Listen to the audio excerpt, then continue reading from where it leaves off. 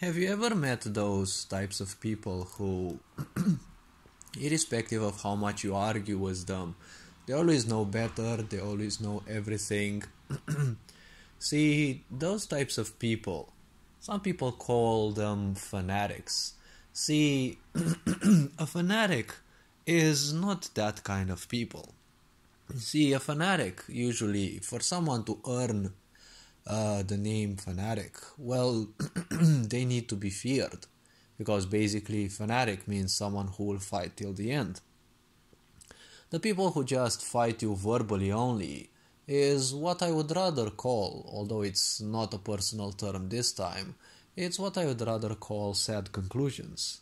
See, people who just argue and they're always correct, but in their minds usually. See, these people, they are nothing else but sad conclusions. Because, well, the moment you become attached to a certain outcome, to a certain idea, and you support it, theoretically you're a fanatic, but you only support it through words, okay?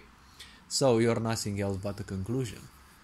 Every little bit of attachment means slavery towards meaning, slavery towards the brain, because the mind is the only part that is dependent on meaning. If one frees themselves from the grasp of the mind and from from its slavery towards meaning, well, then one can simply call themselves spiritual, because spirituality means going within, and someone can only go fully within when their mind is very calm, when their mind is basically empty.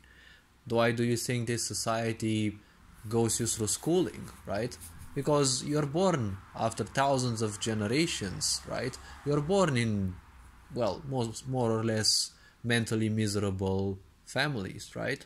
A lot of adults nowadays are mentally miserable because they're creating constant new thoughts again and again. And thoughts, well, they dissipate, but they need time to dissipate. And until they dissipate, they will come back into your mind again and again. And every time you judge them, every time you go through a new layer of, let's say, discernment, right? Every time you add a new layer of attachment to them, it will be harder and harder to simply, give up on them. And they will come back again and again. And until they come again back, right, to remind you that you need to let them free, that's why the same thoughts pop back into your mind, well, the more you do that, well, the harder it will be to set yourself free from those. And they will also come back with all the layers that you have attached, and they will be theoretically more important to you. As I said, the only way to support lies in your heads is by simply building other lies, right?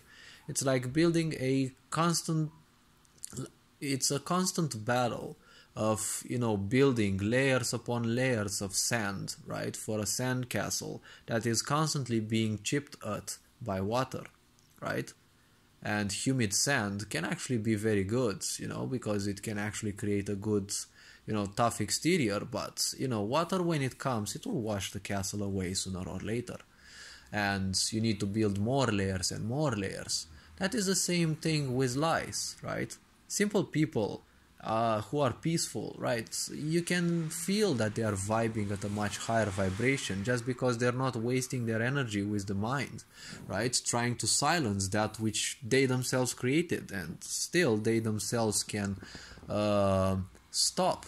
But the point is, in order to stop the mind, you need to be a human being, not a human doing.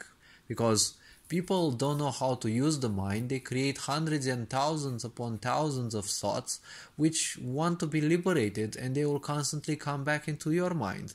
And then they don't know how to stop the mess they have done, and they will keep consuming energy trying to, shut down the mind.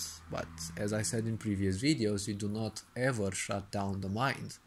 Right? The mind is a constant engine of creation. It is an engine of ingenuity. You either learn how to make it produce things useful for you, or you simply don't make use of the mind, okay? Because it's not that hard to not make use of the mind. It's just don't think about anything. Anything that passes through the mind, simply let it be. If one taints their mind enough with judgment and labels, everything that goes through their mind will constantly be labeled, right, as well.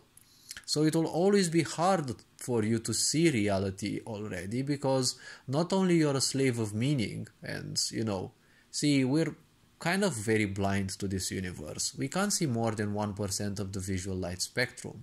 So from a visual standpoint, our reality is already very bad, okay? We're blind to the reality by default. And then when you add layers of meaning, right, of slavery towards the mind, then your reality is even more denatured, right? And at the same time, you're probably supporting the idea in a lack of attention, obviously. You're already supporting the idea that what you know is the only thing that you know, right? What there is out there is only that which you know. There cannot be anything else, right? So that's kind of ironic, because, well, our perception of reality is already perverted and, weak enough and illusioned enough by this physicality that we live in.